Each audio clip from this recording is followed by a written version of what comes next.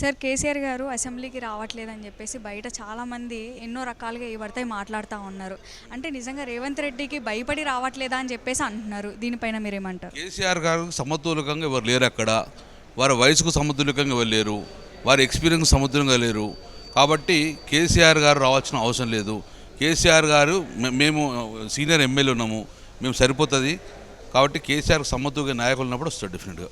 ఒక చిన్నది ఇన్స్టాగ్రామ్లో ఎక్కడ చూసుకున్నా సరే కేసీఆర్ గారి మాటలు చాలా మంచిగా అందరూ ఇష్టపడతా ఉన్నారనమాట. ఇప్పుడు ఆ ఎంజాయ్మెంట్ని ఇప్పుడు చాలామంది మిస్ అవుతున్నారు. ఆయన మాటలు కానీ లేకపోతే అవన్నీ. సో మరి అవన్నీ మేము ఎక్స్పెక్ట్ చేయవచ్చా? మళ్ళీ కేసీఆర్ గారి లక్ష్యం ఒకటే ఉండే, తెలంగాణ రాష్ట్రం రావాలని. కేసీఆర్ గారు మొదటి లక్ష్యం అదే.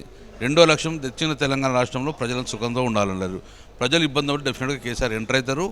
అదే స్ఫూర్తి ఉంటుంది, అదే ధైర్యం ఉంటుంది, డెఫినెట్గా అదే ఫోటింగ్. మళ్ళా సమయం వచ్చినప్పుడు కేసీఆర్ వస్తాడు. కేసీఆర్ అనే వ్యక్తి ఊక అజమాయిషిగా రాడు కదా, ఒక గొప్ప వ్యక్తి కాబట్టి సమయం వచ్చినప్పుడు వస్తాడు.